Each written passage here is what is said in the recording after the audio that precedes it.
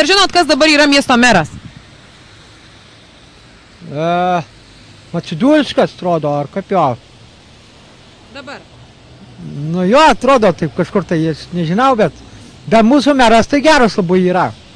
Sąžiningas, nu ir jis man paskyrė didesnį kambarį, beveik 2 kambarių, bet aš tikiuosi, kad man laimė pasiseks ir prašydama jo valdžios, kad man suteiktų tą kambarį.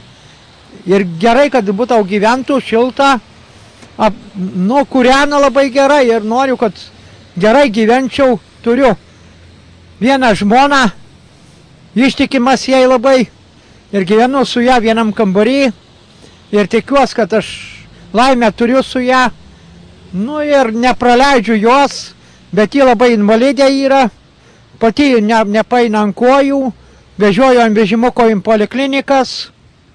Dabar bus komisija, spręs ar duos antrą grupę, ar duos jai paliks pirmą.